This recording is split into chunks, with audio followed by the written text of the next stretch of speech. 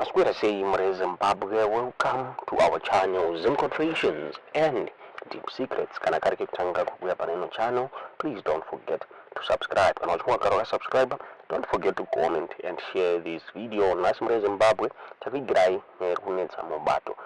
Zama PF umo mnima tensions ari kusimuka muri Zimbabwe zviri kunzi high ranking officials avo vari kuplota kubvisa President Emmerson Mnangagwa mupower.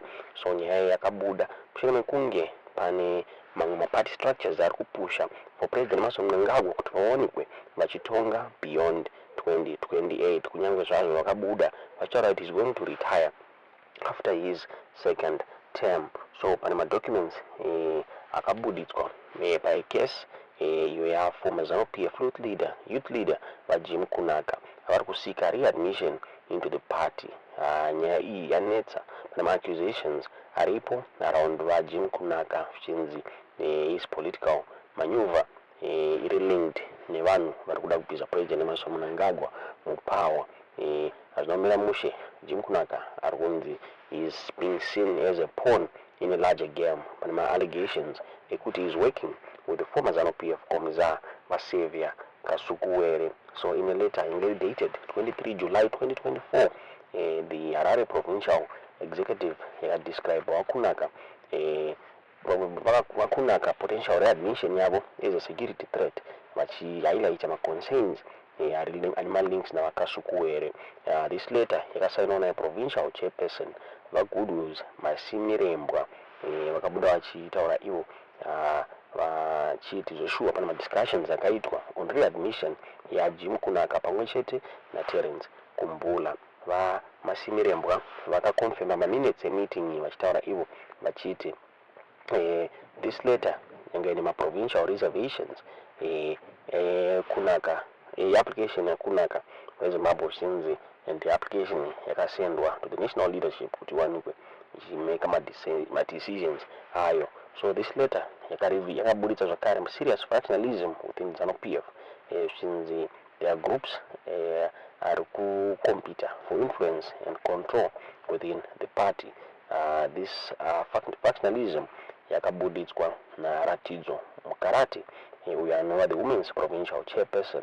Akabuda achiclaima kuti the Harare Provincial Coordinating Committee nemamwe ma-Central Committee pamwe chete nema-Politburo members hanzi they are collaborating with Jim Kunaka naSaviya Kasukuwere kuti vaonekwe vachibvisa President Emmerson Mnangagwa pachigaro. Abuda vachitaura vachiti members of the Harare PCC, specifically Central Committee and Politburo members and those surrounding the President are working with Kasukuwere with intentions of harming the President, and that she knows those people and that he knows those people by name.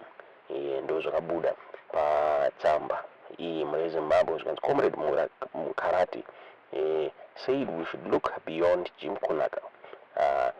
She went further to say that she knows the culprits and was prepared to name them. Zvirova kuti ma-Politburo members ari kuzikanwa vari kushanda naKasukuwere kuti vaonekwa vachirunga kubviswa kwaPresident Emmerson Mnangagwa. VaKasukuwere pavakabvunzwa pamusoro penyaya iyi vakaramba involvement muplot yekubvisa President Emmerson Mnangagwa.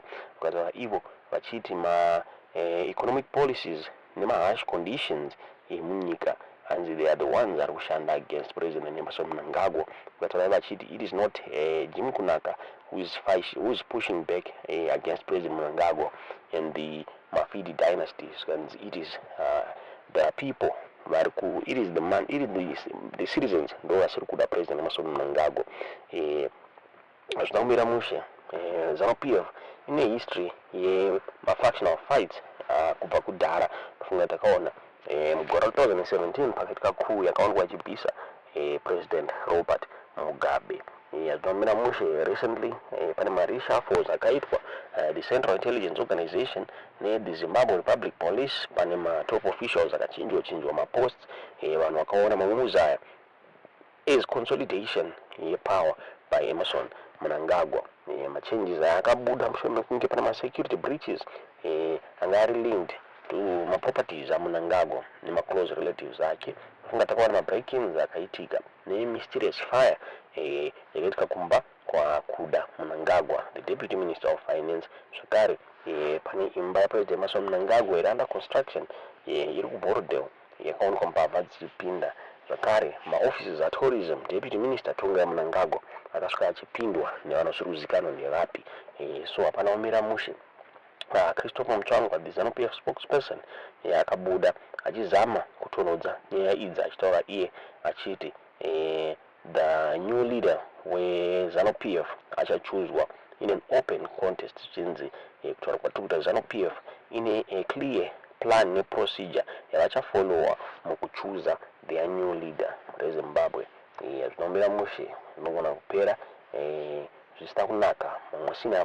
Senior officials are kutaura achi 2028 kwava kure. They want it to be done as soon as possible.